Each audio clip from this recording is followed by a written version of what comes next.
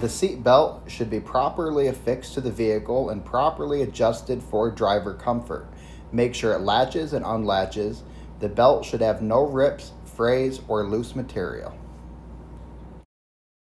The fire extinguisher is fully charged.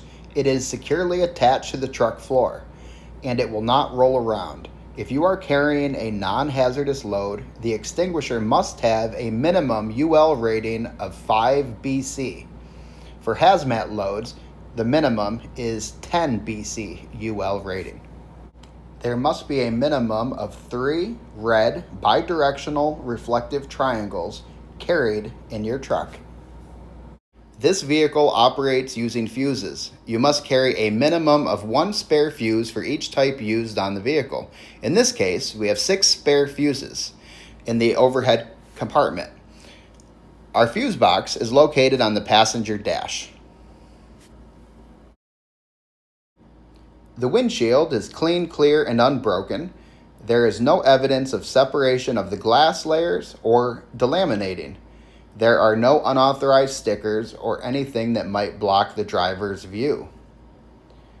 The mirrors are clean, clear, and unbroken and properly adjusted to me. The tractor and trailer must be in a straight line for this check to be done correctly.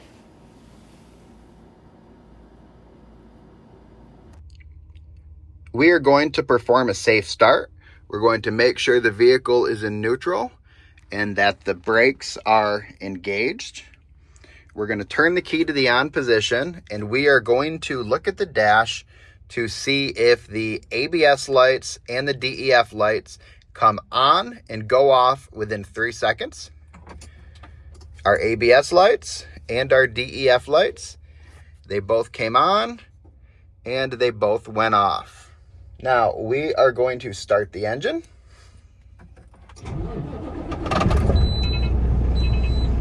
And we're going to be building up air pressure. But the first gauge we are going to check is the oil pressure gauge. It's the first gauge you should check, and the oil pressure gauge is indicating normal pressure and the warning light is off. We are going to check the voltmeter. The voltmeter should be between 12 and 14 volts in the normal operating range. The temperature gauge should begin to gradually rise to a safe operating temperature as specified by the manufacturer, and the warning light is off. The air pressure gauges, your primary and your secondary, they are currently building up air pressure, and we're waiting for the governor to cut off at approximately 120 to 140 PSI. We're going to build up some RPMs to get that governor to purge a little quicker. And the governor purged at 125 PSI. Now we're going to check our horns. We're first going to start with our city horn, and then our air horn. We are going to check our indicator lights. So our left turn signal indicator light, right turn signal indicator light, four-way flasher indicator light, and we're going to turn on our headlights, and our high beam indicator lights are all functioning properly. We are going to check our heater. We're going to turn the heat on, and we are going to turn it to the floor position, dash and floor position, turn the blower on. We're going to feel below and above. The heater is working properly. Now we are going to check the defroster. We're going to turn it to the defrosting level, and we're going to turn the blower on, and again the defroster is working properly.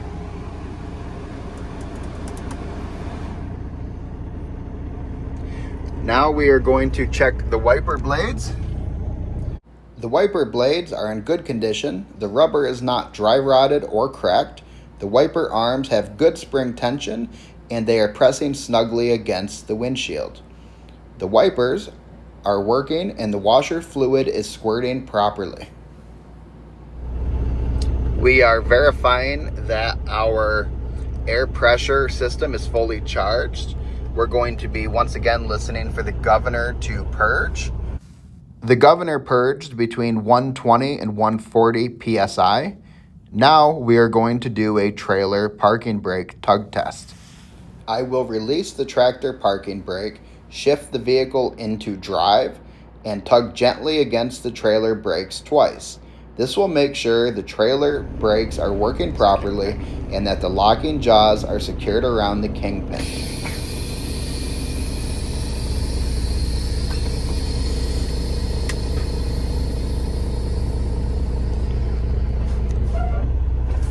Two gentle tugs.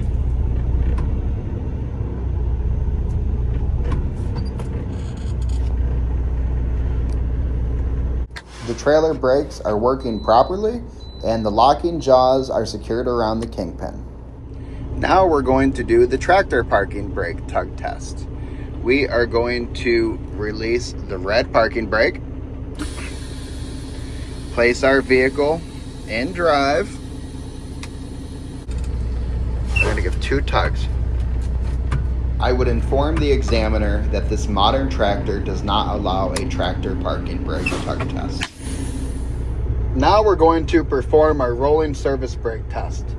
With the truck still running, we're going to place the transmission into a forward gear, release the parking brakes, both the red and the yellow, and we are going to pull forward about 2 to 5 miles per hour with our hands loosely on the wheel. We're going to come to a quick controlled stop and look for any signs of brake problems such as pulling to one side or the other or any unusual noises.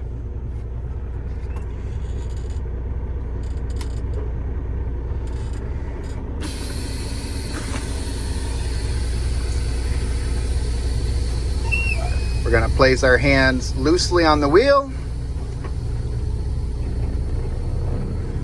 Get up to about 5 miles per hour and stop.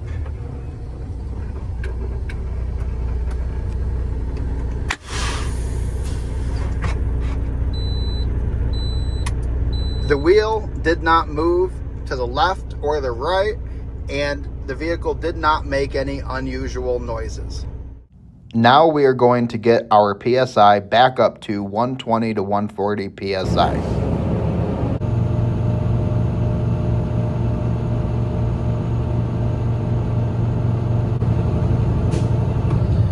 Okay, the governor cut off at 125 PSI.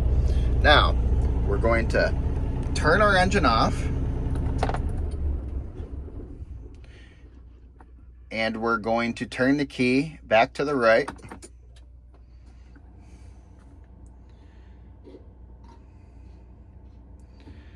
And we're going to release our tractor and trailer parking brakes. We are going to place our foot on the service brake pedal. And we're going to wait for the initial air loss, which it has settled. Now we're going to set a 1 minute timer, and our truck should not lose more than 4 PSI in 1 minute.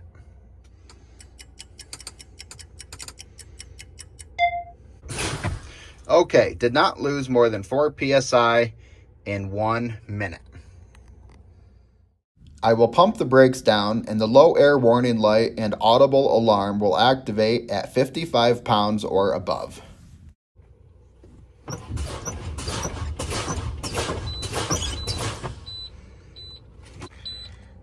All right, the low air warning light and the audible buzzer came on before 55 PSI. Now, I'm going to continue to fan down my brakes until my spring brake activates.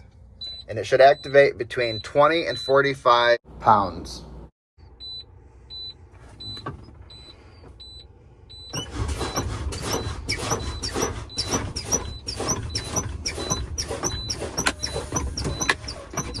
Okay, both my tractor and my trailer emergency spring brakes activated, and they activated at about 20 psi. At this point, the examiner will exit the vehicle. The vehicle should be off and the key should already be on the on position. The examiner will go to the front of the truck. You will test your left turn signal, right turn signal, four-way flasher, turn on your headlights. They'll check the clearance lights, the headlights, and then flash your high beams. Then the examiner will go to the rear of the vehicle with your headlights still on. They will check the clearance lights and your left turn signal, right turn signal, four-way flasher, and brake lights. As we approach the vehicle, we're making sure it is parked on level ground. It is not leaning to the left or right, which could indicate damaged suspension, an uneven load, or a flat or low tire.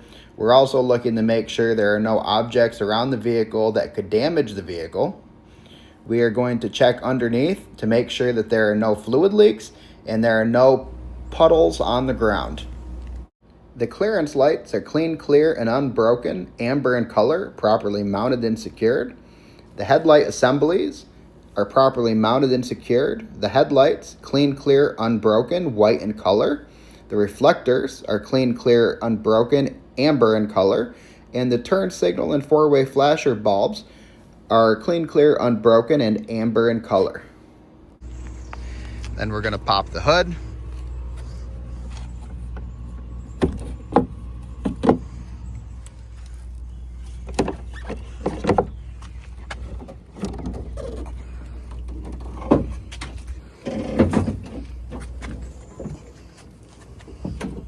All electrical connections leading to and coming from the alternator are securely fastened. There is no electrical damage, no burnt or melted wires. It is belt driven and the belt has no frays, cracks, or visible damage or wear. The belt has between 1/2 to 3/4 of an inch play. The coolant reservoir is properly mounted and secure, not damaged or leaking. Looking at the sight glass, the coolant reservoir is at an adequate level. All the hoses going to and from have no abrasions, bulges, or cuts. They're not damaged and they're not leaking. And it's important to remember to never remove the radiator cap from a hot or just run engine. The water pump is properly mounted and secured. There are no visible leaks. The pump is belt driven and the belt is in good condition. No signs of wear, cracks, dry rot, or frays. The belt has between 1/2 to 3/4 of an inch play. The air compressor is mounted towards the rear of the engine. It is properly mounted and secured. It is gear driven and there's no evidence of visible damage to the compressor or the gear housing. There are no leaks. Looking around the engine, we're checking all the hoses to make sure there's no damage. We're looking and listening for signs of leaking. There are no cracks or dry rot in any of the hoses, fittings, or hose ends. To check the oil, we would pull out the dipstick, wipe it off, reinsert it, pull it back out, check the level to make sure it's at a safe operating range between the add mark and the full mark. To fill, we would put oil in the oil cap. The cap is tight with no visible leaks. We will check the power steering fluid level by looking in the sight glass. The level should be in the safe operating range between add and full. We're making sure all the connections are properly mounted and secured with the proper hardware, not damaged and not leaking. And we also want to make sure the power steering fluid reservoir cap is secure. Now looking at the power steering pump, there are no signs of fluid leakage on the pump or on the hoses running between the pump and the power steering fluid reservoir. The hoses aren't cracked and show no signs of excessive wear. The steering pump is gear driven and the gear looks to be operating properly. Checking the steering system, the steering shaft is properly mounted and secured with the proper U-joints. It has no excessive play, has about 10 degrees. It is not cracked, bent, or broken. It is secured with universal joints that are in good condition. The steering gear box is a fluid bearing and has no signs of leakage. None of the hoses going to or from the pump have any damage, cracks, dry rot, leaks, or wear and tear, and they're properly secured. The pitman arm, which connects downward to the drag link, has the proper hardware, crown, nut, and cotter key, and is present and properly installed. The steering knuckle is in good condition, and the spindle, the upper and lower steering arms, and the tie rod are properly mounted and secured and free from cracks, wear, or other damage. The brake hose is not cracked, worn, or frayed. All the couplings and fittings are secure and not showing any signs of leaking. We're looking for evidence of rubbing. The brake chamber is not dent, damaged, or leaking air, and it has the proper C-clamp. The slack adjuster should be firmly mounted and connected to the push rod with the clevis pin and cotter key. With the brakes released, manually pulling the push rod should result in no more than about 1 inch of movement. The brake drum has no cracks, dents, or holes, no loose or missing bolts. The drum has no discoloration and contaminants such as grease, oil, or debris. The brake linings are not worn dangerously thin and have no cracks on the visible portion of the brake shoe. The spring mounts secure the springs to the frame of the truck. All the brackets, bolts, and bushings are in place, not cracked, loose, or broken mounts. No loose or missing nuts or bolts. The leaf springs, no cracks, bends, or breaks in the springs. No springs are missing or shifted, and the vehicle is level. The shock absorbers are not leaking and do not have evidence of past leakage. The castings have no cracks, loose, or damaged bushings. The U-bolts secure the springs to the axle. They are properly mounted and secured with the proper hardware.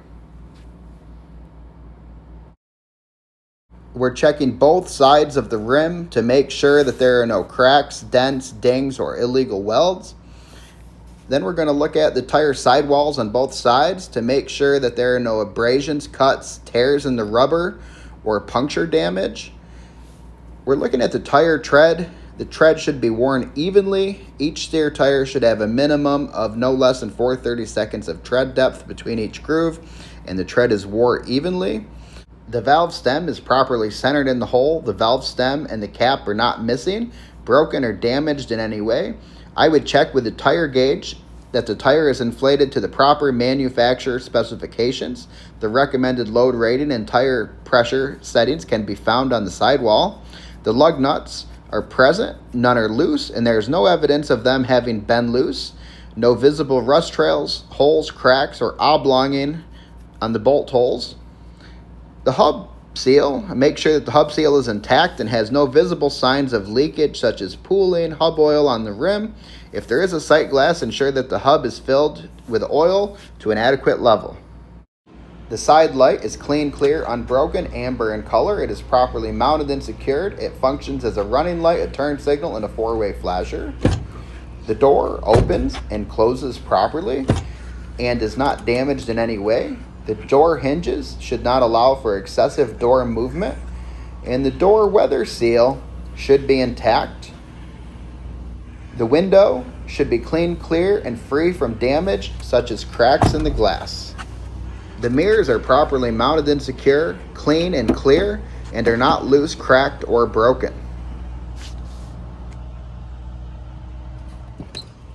The battery box, cover, and door are secure. The batteries are also secure. The connections are tight and do not have excessive corrosion.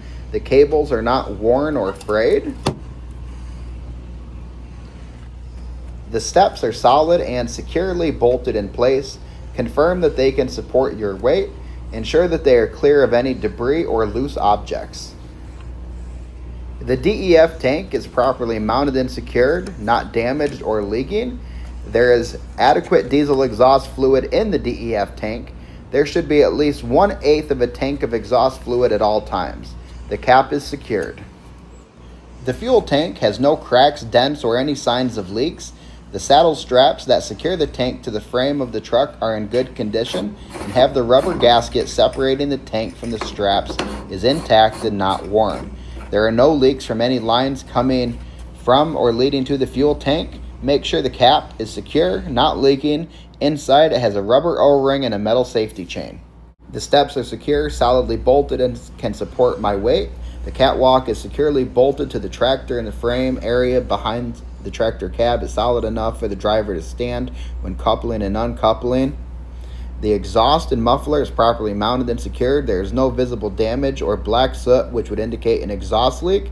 The drive shaft is not bent, twisted, or cracked. The U-joints appear to be secure, and there are no foreign objects wrapped around the shaft restricting its movement. The vehicle frame and cross members have no cracks, bending, or twisting. No cross members are loose, broken, or missing. We're going to check the back of the cab to make sure it has a proper DOT reflective tape. We are going to check the splash guards to make sure that there's no visible damage, such as cracks, loose, or missing fasteners. Make sure that they cover the tires and are low enough to the ground to prevent debris from striking the vehicle. And we're also making sure they have the proper DOT reflective tape. The tail lights are clean, clear, and unbroken, red in color. None are missing, and they are properly affixed to the vehicle. The air and electric lines are not cracked, cut, chafed, spliced, taped, or worn. No steel braiding or electrical conductor should be exposed. The air and electrical lines are not tangled, crimped, or pinched. No part of the line is rubbing against the tractor. All the connections on both the tractor and trailer side are properly sealed and serviceable condition. I am also listening for audible air leaks. The electrical plug is firmly seated and locked in place on both the tractor and trailer side. The overall condition of the grommets inside the glad hand are in good condition. The rubber is not split, torn, or excessively worn.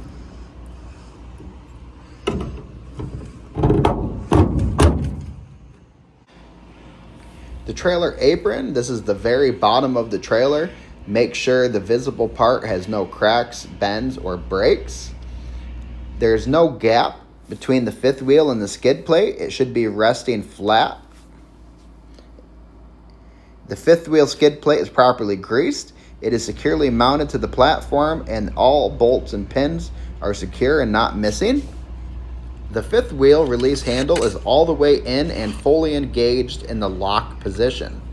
The mounting bolts are all accounted for and none are loose. The fifth wheel assembly is properly secured in place. This vehicle is equipped with a sliding fifth wheel, and we are making sure the locking pins are fully deployed in the locked position. We're looking for loose, missing, or damaged pins, and this is air operated, so we're checking the actuator and air supply line for leaks. We are going to check the visible part of the kingpin to make sure it's not bent, broken, or shows signs of excessive wear. The locking jaws are secured around the shank of the kingpin, and there is no play between the locking jaws and the kingpin. Because this vehicle has an adjustable fifth wheel, we are checking the position of the tractor in relationship to the trailer. The front of the trailer looks to be in good condition. There's no damage. There's no cracks, bulges, or missing rivets. The trailer appears to be strong enough to hold cargo. The top marker light is clean, clear, unbroken, amber in color, properly mounted and secured. The trailer has the proper DOT reflective tape going down 50% of the trailer, and the tape is securely affixed to the vehicle. We have to make sure that the landing gear is fully raised. If it is not, the landing pads may get hung up on obstructions or objects in the road. We're going to make sure that the crank handle is in the properly stowed position, and we're inspecting the support frames and the landing pads for damage, loose, or missing pieces. We're making sure that the trailer frame is in good condition and the cross members are solid, not cracked, broken, or missing, and the floor looks good enough to support the weight of the cargo. The electrical and air lines aren't hanging dangerously close to the ground. For the sliding tandems, make sure that the tandem release handle or button is fully engaged in the locked position. There are 4 locking pins, 2 on each side. They are all the way out and in the locked position. The ABS light is clean, clear, unbroken, amber in color, and it's stamped with ABS. The red corner marker light is clean, clear, unbroken, red in color. Starting at the top of the trailer, the clearance lights are clean, clear, unbroken, red in color, properly mounted and secured. The door of the trailer is securely mounted, no damaged or missing parts. The handle is secured in the stowed position. The tail lights are clean, clear, unbroken, red in color. They all function as tail lights. The outer function as turn signals and four-way flashers. The inner lights function as brake lights. The DOT bumper is properly mounted and secured with the proper hardware, and it has 100% of DOT reflective tape. The splash guards or mud flaps have no visible damage such as cracks or loose or missing fasteners. They cover the tire and are low enough to the ground to prevent debris from striking the vehicle. Students, remember to study your pre-trip inspection handout in conjunction with this video so you have all the resources to be successful on your road test. Good luck.